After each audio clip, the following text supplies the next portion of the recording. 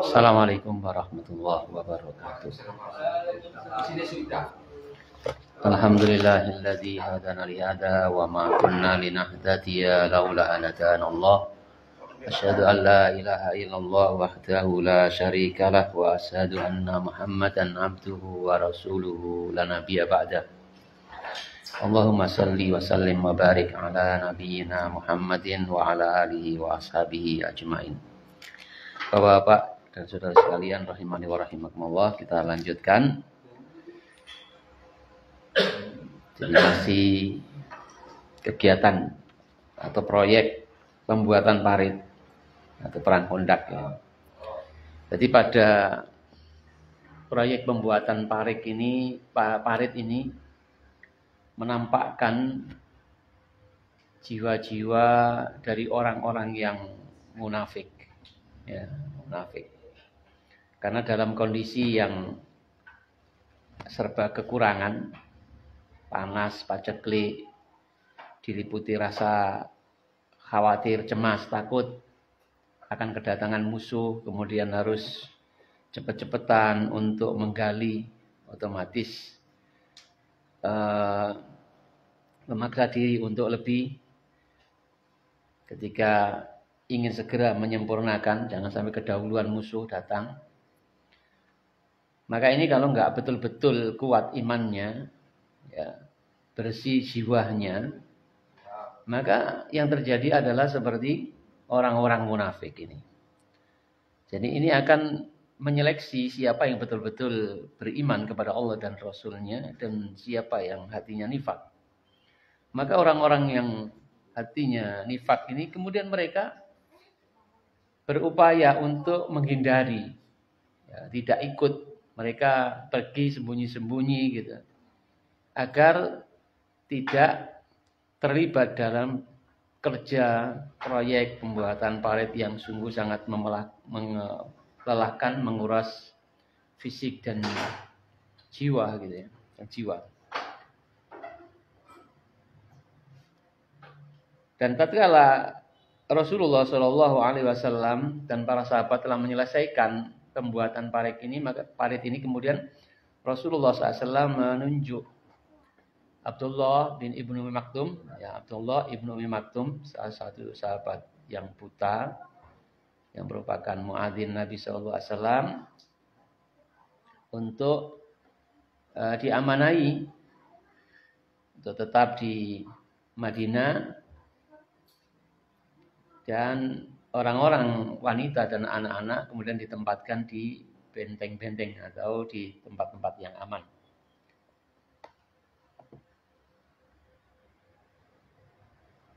Kemudian setelah itu Rasulullah Shallallahu Alaihi Wasallam pergi ke ini, jadi dijadikan oleh Rasulullah SAW belakang itu bukit, kemudian depan itu parit, sementara menghadang orang-orang musyrikin yang akan menyerang dari depan dan juga kabilah-kabilah mungkin dari samping kiri dan sebagainya. Setelah memberikan amanah kepada Ibnu Umi Maktum, ya, untuk memimpin atau untuk menjaga anak-anak dan para wanita gitu, pasrai. Maka kemudian Rasulullah SAW keluar dari kota dan para sahabat untuk menghadang musuh-musuh yang akan menyerangnya.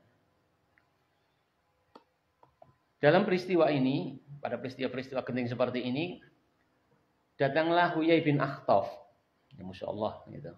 Dia termasuk tokoh Yahudi dari Bani Nadir. Dia mendatangi Ka'ab bin Asad al-Quradi, pemimpin dari Bani Quraidah, salah satu klan Yahudi yang ada di Madinah, yang ada perjanjian dengan Rasulullah Shallallahu Alaihi Wasallam. Jadi sebagaimana yang telah kita ketahui, ketika Rasulullah SAW sampai di Madinah, kemudian membuat kesepakatan dengan penduduk Madinah yang non Muslim dari orang-orang Yahudi. Dari orang Yahudi dari beberapa klan itu tinggal di Madinah. Maka Rasulullah SAW kemudian membuat sebuah kesepakatan kepada mereka untuk menjaga Madinah agar tetap tenang. Ya, di antara poin-poin perjanjian yang dibuat antara Rasulullah Shallallahu Alaihi Wasallam dengan orang-orang Yahudi yang ada di Madinah, yang di dalamnya juga ada Bani Quraidah ini, yang pemimpinnya adalah Ka'ab bin Asad Al-Quradi ini. Di antara poin-poin perjanjian adalah saling menjaga keamanan Madinah. Artinya mereka orang-orang mukmin hidup berdampingan dengan orang-orang non-mukmin, non-muslim dengan aman, ya sesuai dengan agama masing-masing gitu. Saling menghargai. Ya, tidak saling bermusuhan, menjaga keamanan Madinah, saling menjaga. Selain itu juga saling membantu jika Madinah diserang, ya jika kaum muslimin diserang atau orang Yahudi diserang dari musuh dari luar, saling membantu untuk menjaga keamanan Madinah. Ini adalah poin-poin yang telah disepakati oleh Rasulullah SAW. Termasuk juga tidak boleh berkhianat dengan membantu musuh ketika musuh menyerang Madinah. Ya, ini poin-poinnya. Intinya adalah menjaga keamanan Madinah. Ya. Jadi kebebasan beragama, silakan yang Yahudi yang beragama Yahudi sesuai dengan keyakinannya, yang Muslim juga Muslim, tetap saling toleransi menjaga keamanan Madinah. Jika ada musuh yang menyerang dari luar, maka mereka bersama-sama menghalau, ya, menjaga Madinah. Jika mungkin kaum muslimin yang diserang, maka mereka membantu. Demikian pula sebaliknya. Karena kesepakatan ini yang menjadikan Madinah sebagai poros yang harus dijaga. Demikian pula untuk tidak saling mendolimi, ya, menjaga keadilan dan seterusnya. Ini adalah poin-poin dalam perjanjian antara Rasulullah yang dibuat oleh Rasulullah Shallallahu Alaihi Wasallam dengan penduduk Madinah yang mereka tidak semuanya beriman kepada Allah Subhanahu Wa Taala.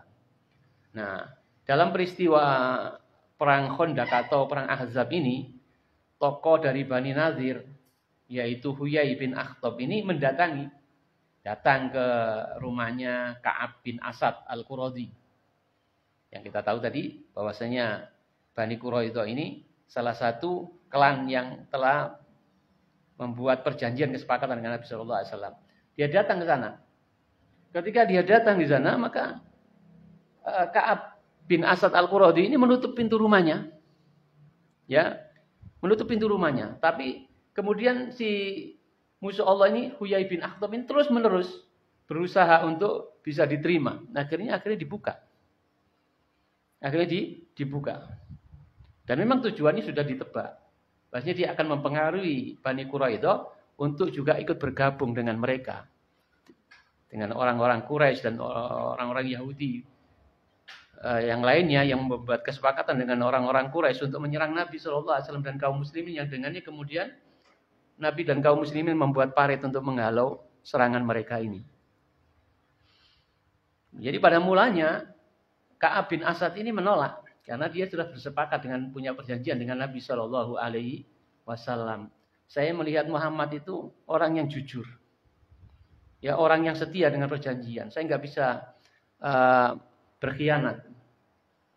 Tapi dengan semangat dari Huyai bin Akhtab ini, yang dia diantaranya mengatakan, udahlah tenang aja, kami tidak akan membiarkanmu. Gitu. Kami orang-orang yang tergabung dalam pasukan, yang tergabung dalam pasukan dengan orang-orang Quraisy ini, tidak akan membiarkanmu sampai kami bisa mengalahkan Muhammad. Akhirnya dengan bujuk rayunya, akhirnya ya itu yang terjadi. Mereka berkhianat. Bani Quraidah ini berkhianat membela musuh dari luar, dari orang-orang Quraisy Mekah ini. Ya, masyaallah muslimin rahimani wa rahimakumullah.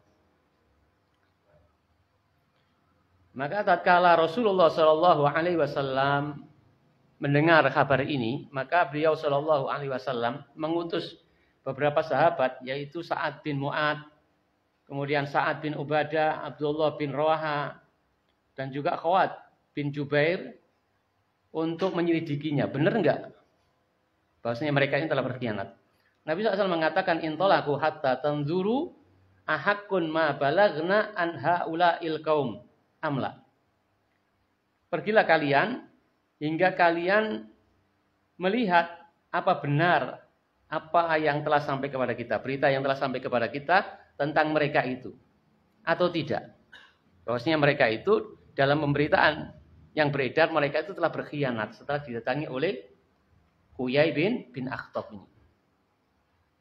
Jadi kalau pesan Nabi SAW, kamu pergi cari tahu di sana, ya, apakah benar apa yang telah sampai berita pada kita ini atau tidak. Maka kata Nabi, fa in kana haqqan falhinu ilayya lahnan. A'rifuhu wala tuftu fi a'dha'in nas. Wa in kanu 'alal wafat wa in kanu 'alal wafa'i fi ma bainana wa bainahum fajharu bihi linnas. Jadi jika mereka itu benar telah berkhianat, ya, maka berilah kode, berilah sandi kepada kami, kepadaku dengan suatu sandi yang kami mengetahuinya, yang kami memahaminya. Dan janganlah kamu membuat kepanikan kepada orang-orang. Jangan kamu memberitakan sehingga membuat orang-orang masyarakat umum panik. Dan apabila mereka itu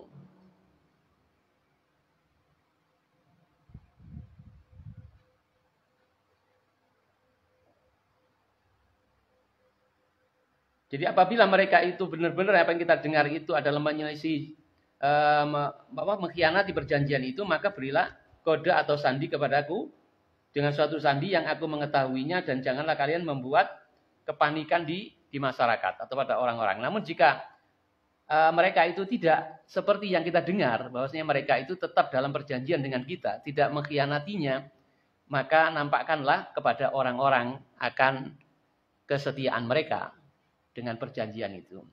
Lalu mereka keluarlah, maka kemudian utusan Nabi SAW keluar dan mendapati bahwasanya benar mereka itu, Bani Quraidah telah mengingkari perjanjian atau mengkhianati perjanjian dengan Nabi SAW. Lalu mereka kembali kepada Nabi SAW dan berkatalah Sa'ad bin Ubadah bahwasanya mereka itu telah mengkhianati perjanjian. Dan dia tidak menyebar luaskan. Diam saja. Lalu Nabi SAW bersabda, "Absyiru ya ma'syaral mu'minina binasrillahi ta'ala unahu." Bergembiralah wahai sekalian orang-orang yang beriman dengan pertolongan Allah Ta'ala, ya, dengan pertolongan Allah Ta'ala. Ma'asyiral muslimin rahimani wa rahimakumullah. Dalam situasi yang seperti ini, maka semakin besarlah rasa takut, rasa panik, ya, beban yang berat yang dialami oleh orang-orang Islam di Madinah, ya, baik dari anak-anak, ya, ataupun para wanita khususnya, ya, anak-anak dan para wanita menghadapi situasi seperti ini. Kaum muslimin dikepung. Belum lagi ada pengkhianatan dari dalam, yaitu dari Bani Quraidah yang ada di Madinah. Semestinya mereka menjaga Madinah ini, tapi ketika ada serangan dari luar, maka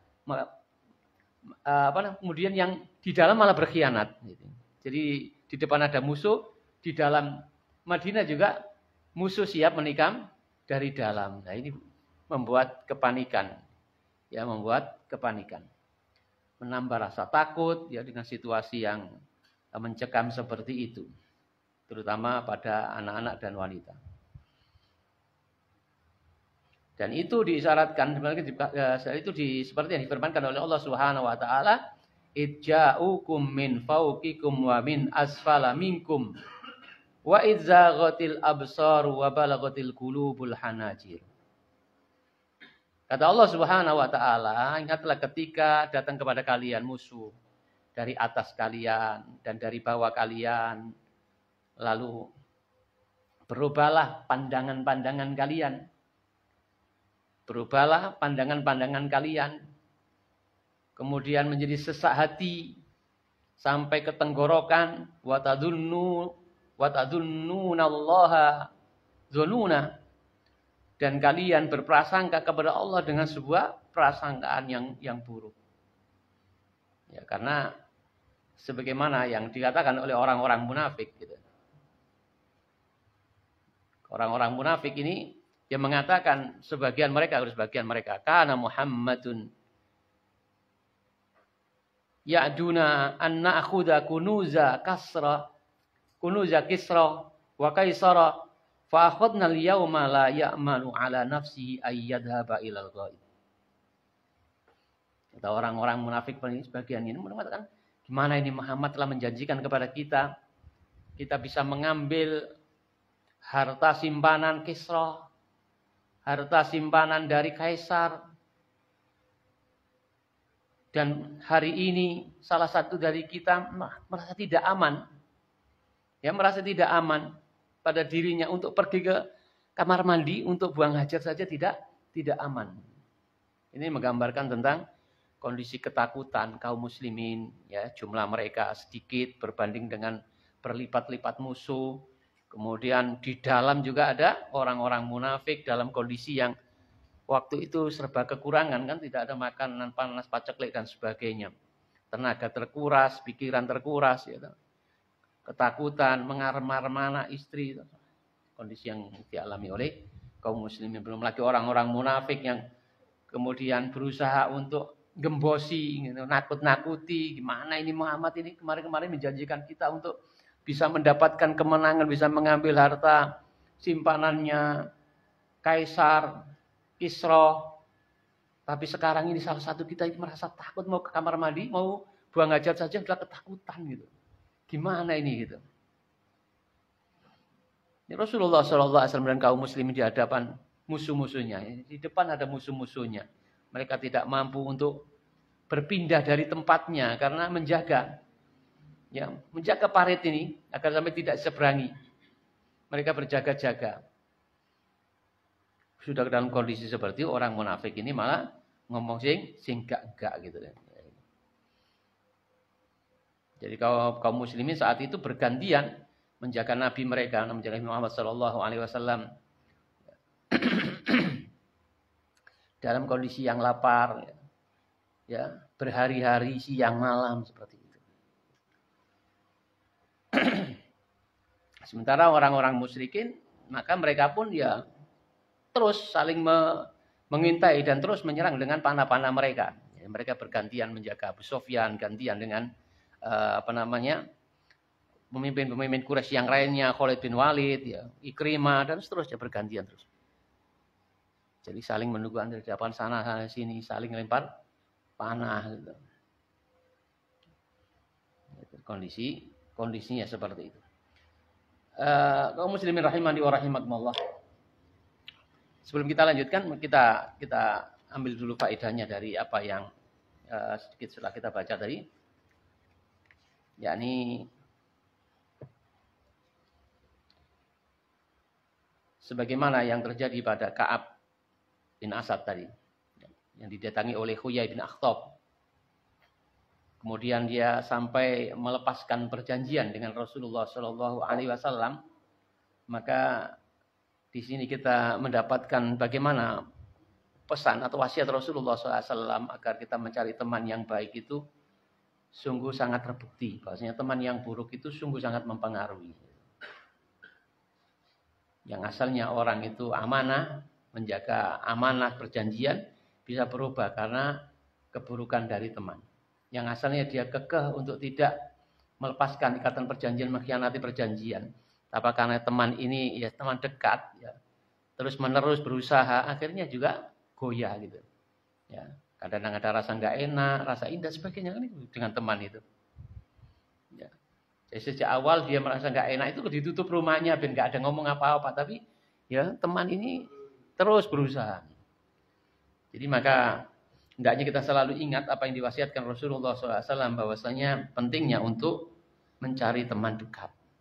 Rasulullah SAW menggambarkan seperti hadis yang sering kita dengar, masalul jalisi shalihi wal jalisi su kama sali sahibil mis wakiril haddad.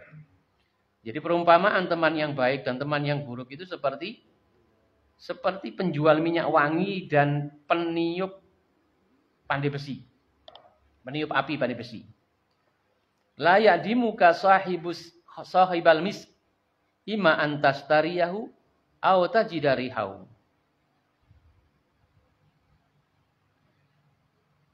Jadi penjual minyak wangi tidak akan merugikanmu. Bisa jadi engkau membelinya dari dia, membeli minyak wanginya, atau kamu mendapati baunya yang harum. Walaupun enggak beli dapat olesannya wangi, bau, mendapatkan mencium bau yang harum.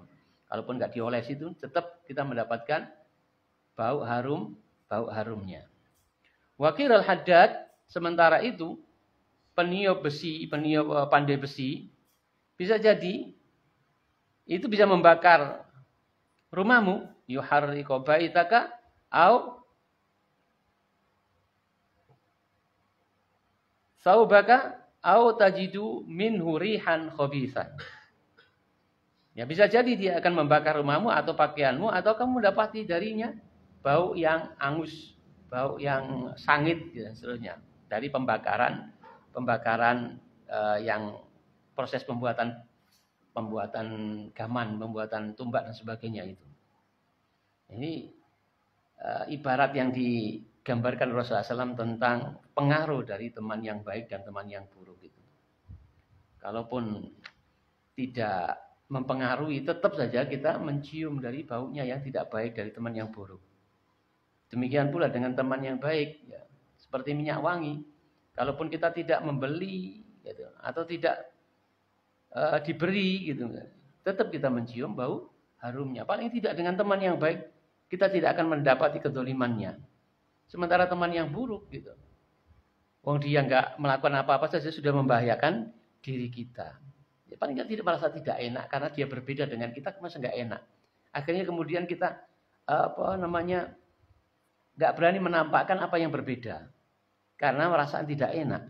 Untuk menunjukkan kebenaran sesungguhnya tidak berani karena merasa tidak enak karena dia adalah teman kita, teman karib kita. Nah, inilah pengaruh teman yang buruk. Belum lagi kalau dia melakukan sesuatu bentuk kedoliman akan merugikan kita. Bisa jadi dia ketangkap polisi, kita juga ketangkap polisi, gitu. Walaupun kita nggak adu pitik, gitu. Karena temannya adu pitik, temannya judi, gitu. Temannya pemabuk, gitu. Bisa jadi kita dianggap bagian dari konspirasi, bagian dari jamaah mereka, gitu. Oleh karena itulah Nabi SAW mengatakan almar'u ala dini khalili. Agama seseorang itu sesuai dengan agama temannya. Falyandur ahadukum mayyuhalil. Maka hendaknya memperhatikan salah satu dari kalian siapa yang menjadi teman dekatnya. Harus menjadi perhatian kepada kita. Siapa teman kita? Apakah teman-teman ngaji gitu. Ya, atau teman-teman yang di luaran yang kita nggak tahu kualitasnya gitu. Dan lain sebagainya. Karena ini mempengaruhi agama kita. Ya, sedikit banyak mempengaruhi. Tadi minimalnya perasaan tidak enak gitu. Ketika teman merokok, ketika teman minum, kalau kita ada di sana, merasa nggak enak gitu kalau nggak ngicip-ngicip gitu. Ya, kalau nggak ngicip-ngicip merasa nggak enak. Ma'asyiral muslimin rahimani wa rahimakumullah.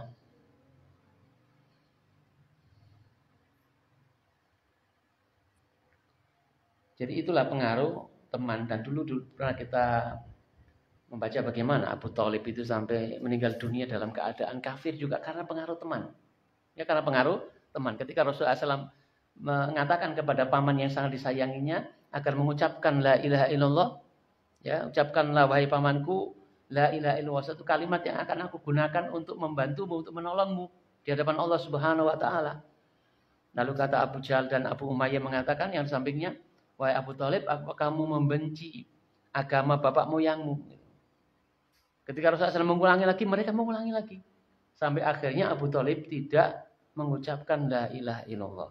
Ya tadi, karena nggak enak dengan teman, khawatir nanti dikatakan ketika Abu Thalib menjelang meninggal dunia, dia mengucapkan syahadat.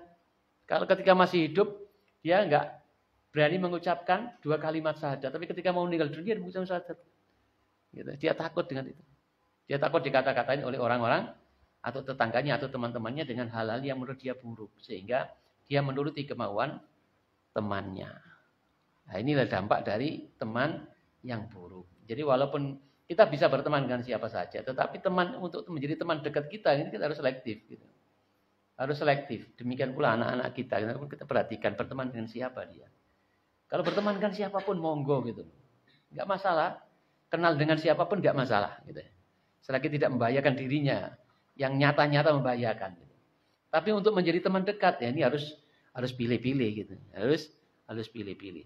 Jadi kenal dengan siapapun ya, berteman dengan siapapun, ya monggo, karena ini juga pengaruh untuk dakwah ya. Kalau kita nggak berteman dengan siapapun gitu, kuper di jalan, bagaimana dakwah akan dikenal? Kita sebagai pembawa panji-panji dakwah gitu, bagaimana orang akan menerima? Orang tidak memandang kita itu nggak punya kualitas yang baik dan sebagainya, kan nggak dikenali. Dan Rasulullah bergaul dengan orang-orang, dan orang-orang mengenal Rasulullah SAW sebagai Al-Amin. Jelas karena Rasulullah SAW bergaul, bukan Rasulullah SAW menyendiri, walaupun jelas-jelas sejak awal Rasulullah SAW berbeda dengan kaumnya. Rasulullah SAW mengkritisi tentang penyembahan mereka terhadap berhala-berhala. Rasulullah SAW mengkritisi tentang kebiasaan mereka minum khamr, berbuat riba, ya, yang kuat memakan yang lemah, dan seterusnya dari perbuatan-perbuatan buruk. Mereka diingkari Rasulullah SAW. Tapi Rasulullah SAW tetap bergaul di masyarakat, sehingga masyarakat kenal betul kepribadian Rasulullah SAW. Itu persiapan bagi utusan Allah Subhanahu Wa Taala sebelum menyampaikan, mengajak umat kepada tauhid, menyembah kepada Allah Subhanahu Wa Taala. Lalu ya demikian itu aja masih mendapatkan penolakan, permusuhan. Apalagi dai-dai yang memang tidak dikenal, ujuk-ujuk muncul ngejak orang. Ini orang ini modelnya gimana dan sebagainya, jujur atau tidak, kan tidak dikenal kualitasnya, karena dia nggak bergaul dengan masyarakat. Jadi berteman siapapun monggo. Tapi untuk menjadi teman dekat yang itu sangat berpengaruh terhadap agama kita, ya pilih-pilih gitu ya. Ya pilih-pilih untuk menjadi teman dekat. Kemudian ma'asyiral muslimin rahimani wa rahimakumullah.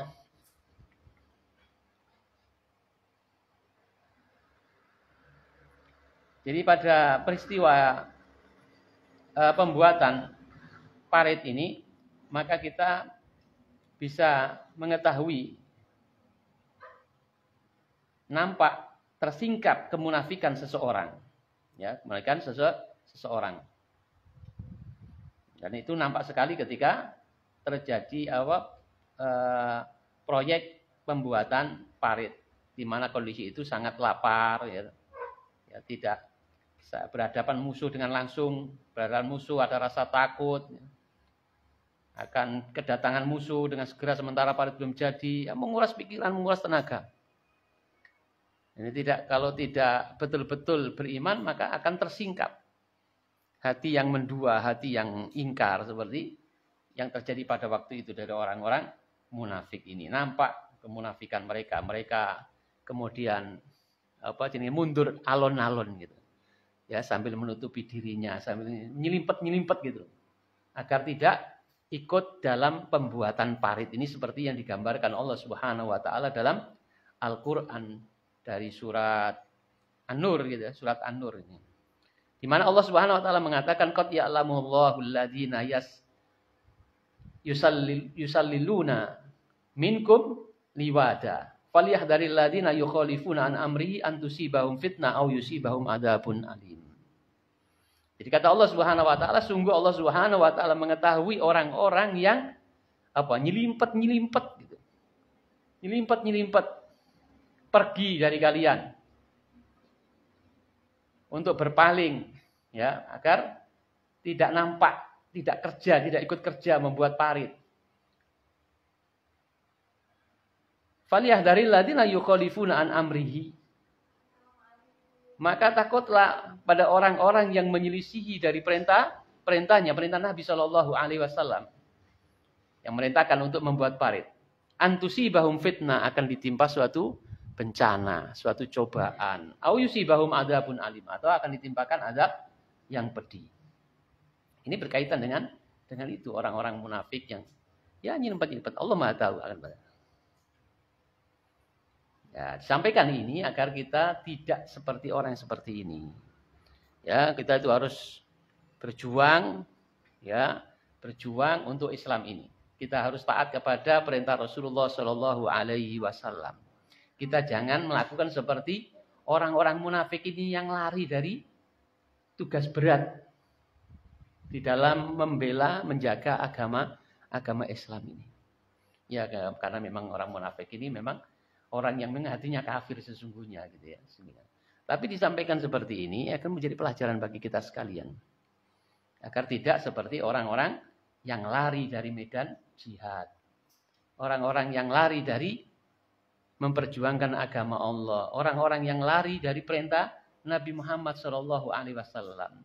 Takutlah akan adanya musibah disebabkan karena mengingkari atau lari dari perintah Rasulullah SAW. Falyahdharil ladzina yukhalifuna an amrihi.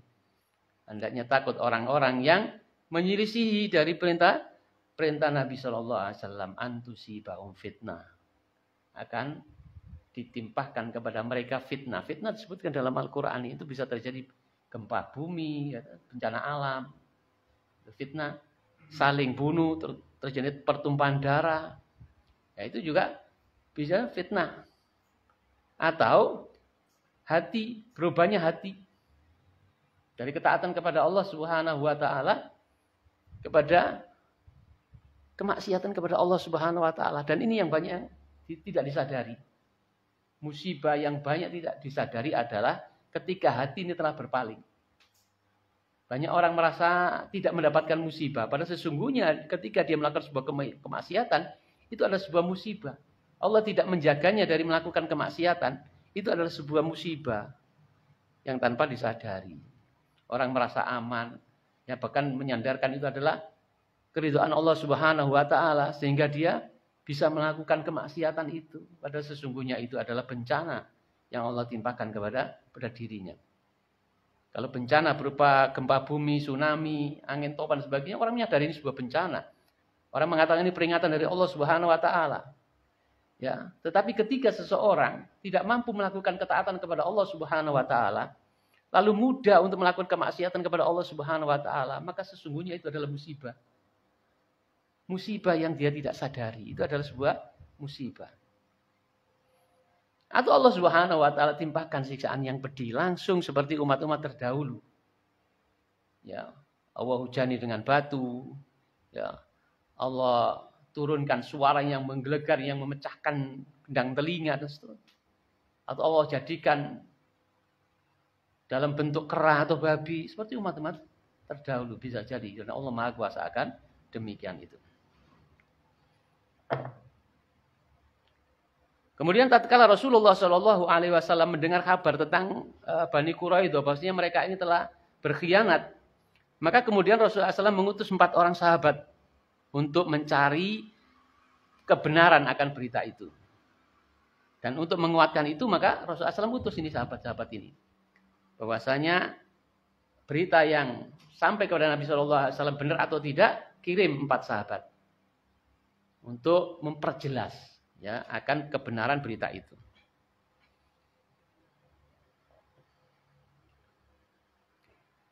Dan ini bagi orang-orang yang beriman akan mengokohkan ketika bersikap, ketika tidak bersikap, dan hendaknya tidak berspekulasi dengan berita-berita yang tidak jelas, lalu kemudian bertindak yang akibatnya malah kemudian menjadikan sebuah penyesalan karena terlalu istijal, terlalu terburu-buru di dalam mengambil sikap. Kadang-kadang orang mendengar berita ini kok kita dikhianati, langsung kita marah-marah, langsung kemudian membuat tindakan. Padahal berita itu kadang-kadang belum jelas.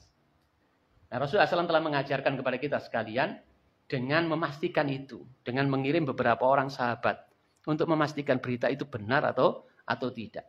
Dan ketika berita itu benar, maka Rasulullah SAW berwasiat kepada para sahabat ini agar tidak menyampaikan kepada orang-orang. Tidak memberitakan dengan menyampaikan kepada orang-orang banyak. Yang mana hal ini bisa menjadikan kepanikan. Menjadikan di dalam masyarakat itu terjadi kepanikan, ketakutan. Terutama pada para wanita gitu, yang hatinya lemah. Pada anak-anak gitu ya. Atau yang lemah imannya. Karena di masyarakat kan bertingkat-tingkat masyarakat. Ini sebuah pelajaran juga bagi kita sekalian ketika berita itu berita yang tidak baik, berkaitan dengan keamanan, berkaitan dengan musuh-musuh Islam, maka hendaknya kita tidak gampang memberitakannya. Apalagi jika kita tahu ini dampaknya akan luar biasa di masyarakat. Ya, terjadi ketakutan. Hendaknya kita jaga. Tapi kalau berita ini benar, berita ini menyenangkan, menggembirakan, ya tidak mengapa. Tidak mengapa kita share dan sebagainya. Sekali lagi kalau berita itu sekiranya bisa menjadikan kepanikan di mata masyarakat, bisa menjadikan musuh itu berbahagia, senang gitu. Ya, kaum muslimin itu wedi gitu. Nah, ini jangan di-share gitu, jangan di-share. Nah, ma'asyiral muslimin rahimani wa rahimakumullah. Jadi Allah Subhanahu wa taala dalam Al-Qur'an telah mengingatkan kepada kita sekalian orang-orang yang beriman. Ya ayyuhalladzina amanu in ja'akum fasiqun binaba'in fatabayyanu. Wahai orang-orang yang beriman, jika datang kepada kalian orang fasik. Ya, orang fasik dengan membawa berita, maka fatabayyanu, tabayyunlah. Ya, cross check dulu, cari kebenaran, benar enggak apa yang disampaikan itu. Agar apa? Antusibu qauman bijahalatin fatusbihu ala ma fa'altum nadimin. Ya, fatabayyanu. Maka carilah kejelasan dulu. Benar enggak tidaknya itu berita itu. Antusibu qauman bijahalatin. Agar kamu tidak menimpahkan kepada sekelompok orang karena sebab ketidaktahuanmu itu. Sehingga apa? Fatusbihu ala ma fa'altum nadimin. Lalu menjadikan kalian menyesal atas apa yang kalian lakukan. Menjadi sebuah penyesalan. Karena apa? Istijal, terburu-buru.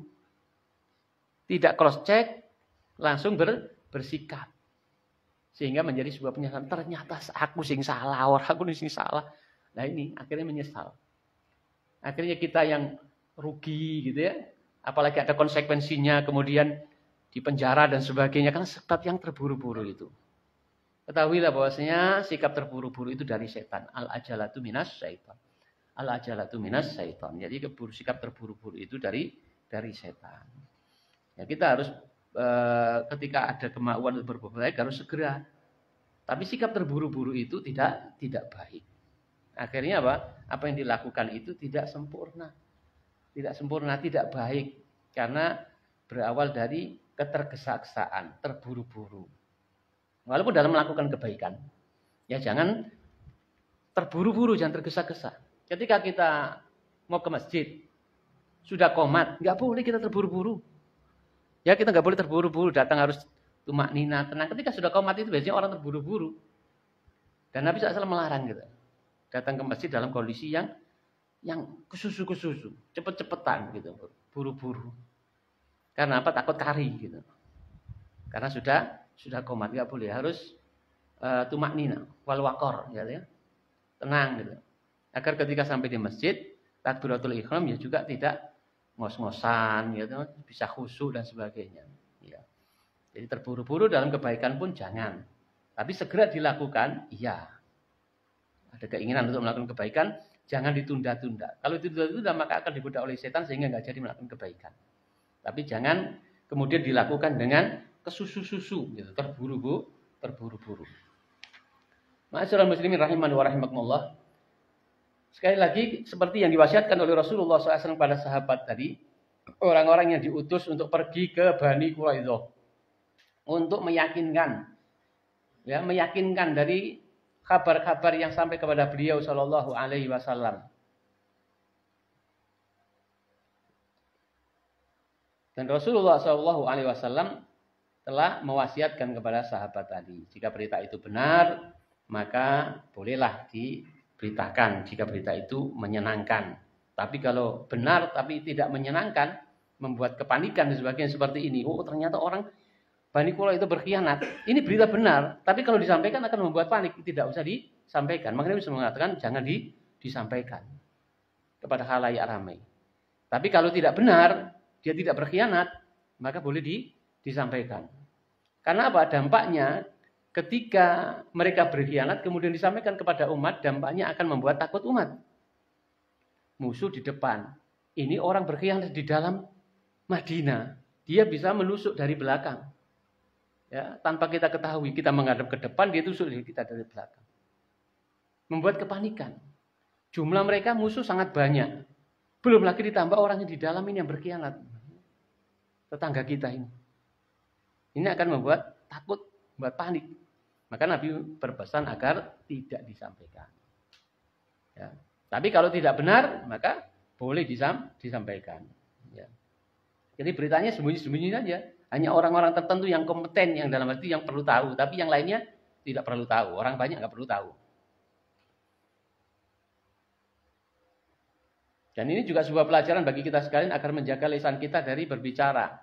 Sampai pada perkara yang mestinya dibicarakan, kalau sekiranya berdampak tidak baik, sebaiknya tidak dibicarakan. Walaupun benar. Seperti tadi itu, walaupun benar.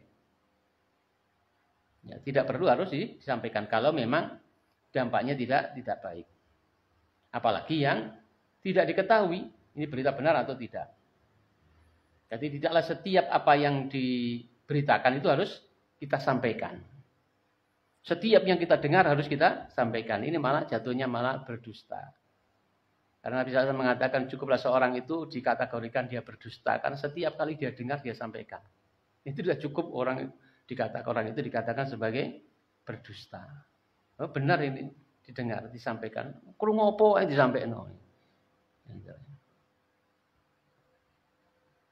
Jadi sekalipun apa yang diucapkan itu benar atau yang perlu disampaikan, ya nggak perlu kita menyampaikannya. Ada orang-orang yang memang layak menyampaikan, dan ada orang-orang yang nggak layak untuk menyampaikan. Kadang-kadang kita menyampaikan tentang apa kita di tempat kita, ya kadang-kadang orang yang kita ajak ngomong lu nggak ada kebutuhannya di sana, ya nggak ada kebutuhannya tentang apa yang diomongkan itu, nggak ada gunanya, ya, nggak ada gunanya. Malah kadang-kadang jatuhnya malah ngerasani orang lain. Jadi apalagi kalau kita mengetahui tentang dampak dari ucapan yang akan kita ucapkan itu. Bisa jadi dia bisa menjadikan fitnah, ya, bisa jadi membuat goncang, menjadi pemberitaan yang liar, gitu, yang katanya dan seterusnya dan seterusnya.